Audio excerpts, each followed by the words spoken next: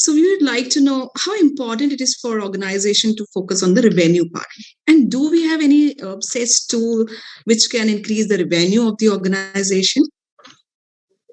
This is very pertinent question, especially in current scenario.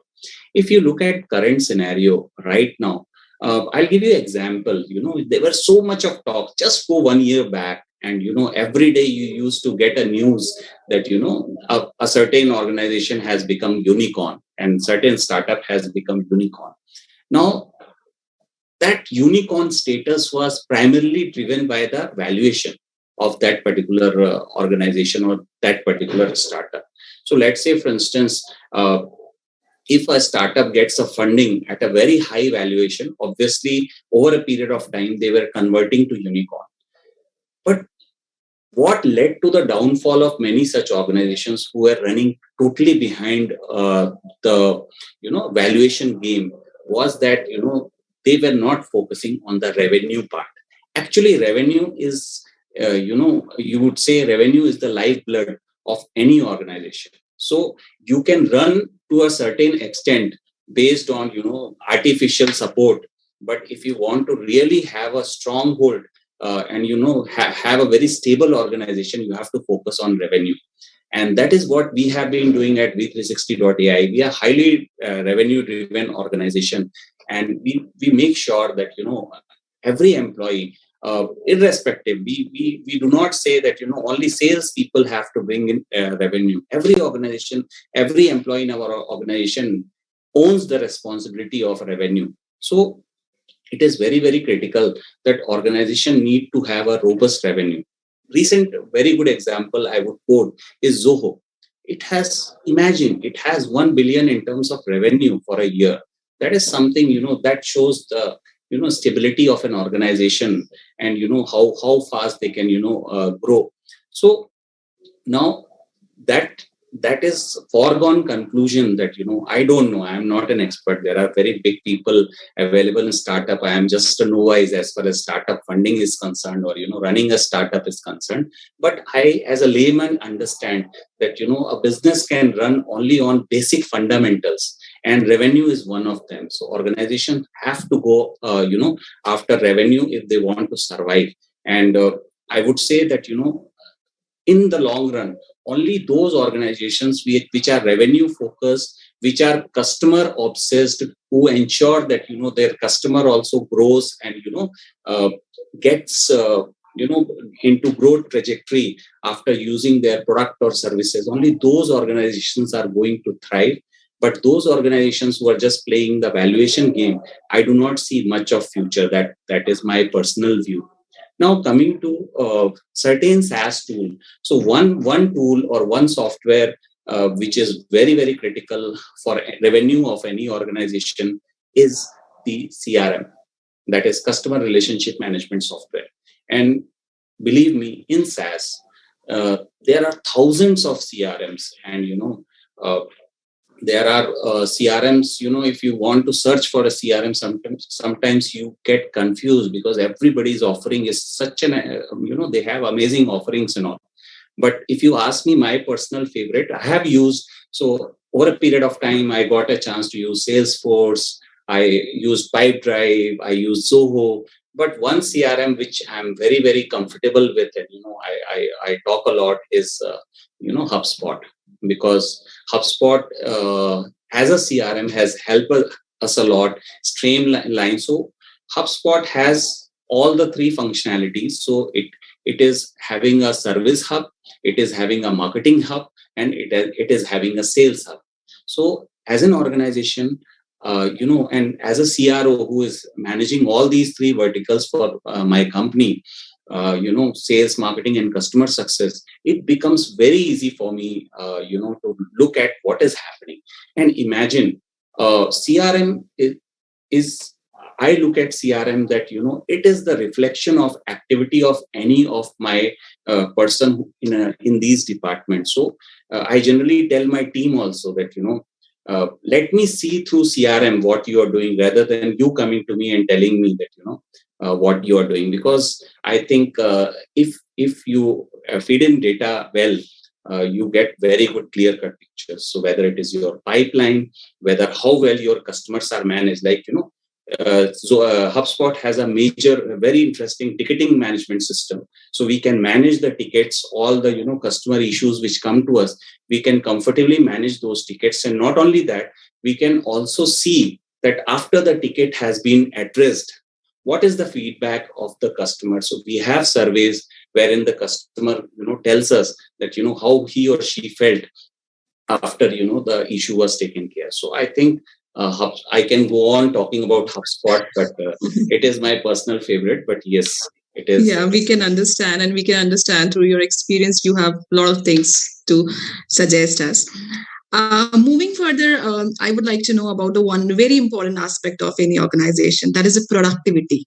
So if organizations wants to grow, their employee has to be productive. So if you can tell us how important it is, and if you can tell us about We360.ai and how it is helping the organizations to improve the productivity, that would definitely help us. So you asked something which is very close to my heart. So first of all, let me tell you what is We360.ai. So We360.ai is a workforce analytics software, and it helps the organization to engage, manage productivity of employees. What is happening in the organization. I will talk about few use cases of We360.ai. I think that will make things clearer.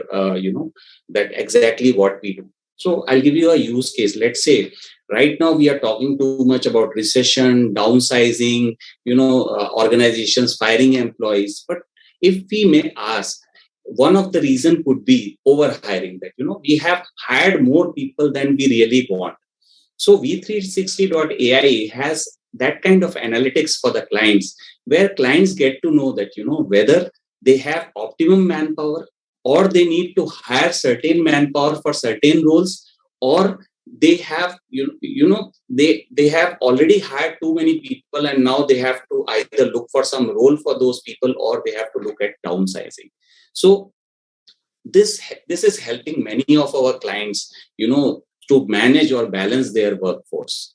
Another very interesting feature of We360.ai is our through We360.ai you can see the working patterns of your employees. Like all the organization, many of the organization, I talk to a lot of founders, and I get this one question that I have very sincere employees, and they are very hardworking, but there are so many distractions, continuously phones coming in, or they are working on their laptop and desktop, and automatically some pop-up comes in and they get diverted. So employee diversion is eating away a lot of quality time of both employer as well as employee. For employer, it is loss of productivity, and for employee, it might be loss of growth opportunity, because obviously if he is less productive, if he or she is producing less results, there won't be that kind of growth what we all dream for.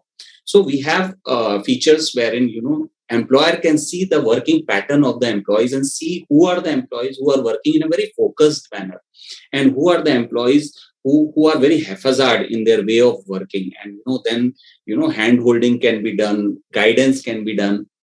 So this is another feature which is very close to my heart. Now, most important is the productivity part.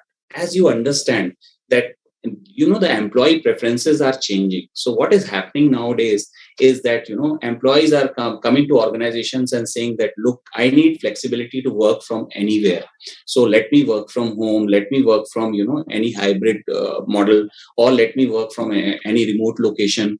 And the concern with managers and organization is that if we allow the person to work from anywhere, there might be loss of productivity. So what We360.ai is doing, We360.ai is building that trust between employee as well as employer. So employee is confident that, okay, if I'm using We360.ai, I need not prove to employer that I am really putting in my efforts. Similarly, from the employer side, if they have implemented We360.ai, they know that their employees are efficiently working on the task and the projects which are given to them. So that these are the few things of We360.ai, and in a very short span of time, with our fabulous team. We have an amazing set of people with us. We have grown to almost 1,000 clients, and we are growing every month. We are adding 60, 70, 80 companies, and and the organizations are really loving us for what we are doing for their growth and productivity. Yeah, that's really helpful. And this particular tool is actually, the software is actually helping many organizations across the globe. So the forum is open for taking up the questions. So meanwhile, I'm reading one question. So many people are just skeptical about where my data is going. Mhm. So can you throw some light on that? Because it says on the SaaS based tool, so data is basically it is not in their hand. So they are quite skeptical about that. Very true. So what happens, Archana, that if you look at SaaS, we understand that the data is fragmented. So let's say, for instance, in a cloud, data of so many different companies is there. So that way, data protection policy becomes very, very critical element for any SaaS organizations. And they are very, very careful in terms of the data, because understand, one pinch of distrust from our client, or feeling from our client that that the data is not safe, can this whole edifice of SaaS could collapse. So most of the SaaS companies are very, very concerned when it comes to data privacy and data protection. And there are so many things, like there are so many data protection laws or data protection policies. To give you an example, first of all, three big players in cloud space. One is AWS, you have Google, and you have Microsoft Azure. So these three big players, first of all, as their whole business model lies on the data protection, because whatever data is there in their custody, they have to protect it. So they have checks and balances in place, like end-to-end encryption of the data, and so many other things. Similarly, there are a lot of certifications. So let's say, for instance, if you want to run a SaaS business in Europe, you need to be a GDPR compliant. If you're not a GDPR compliant company, you cannot run your business in Europe. Similarly, there are SOC 2 compliances, which are very, very critical and stringent. Then we have VAPT certification, wherein, there is a vulnerability assessment, and, how strong the software is, and, how is there a possibility, or is there a vulnerability? And then there are ISO 27000 certifications. So what I would say is, most of the SaaS players, the first thing when they build the product and they will build the complete infrastructure, they keep in mind that they have to have a very, very strong data protection policy in place. Thank you so much. This will clarify the doubts among the people who are with us. So, I'm. If anybody has any question, they can come up. They can unmute themselves and they can ask the questions, if there is any. Meanwhile, if we can talk further about the SaaS tools and how they are helping us, would help. Would build the understanding for them. So first of all, I would ask all those who are present here that they should look for SaaS tools, like as I mentioned there, like Slack, or like HubSpot, like any other CRM tool like ours, if you want to look at the productivity side of your business.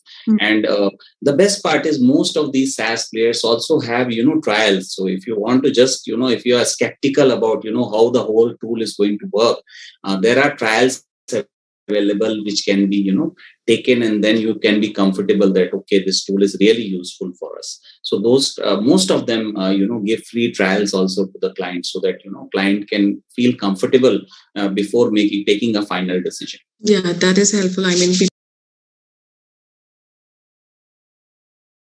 You are on mute, Dr. Archana.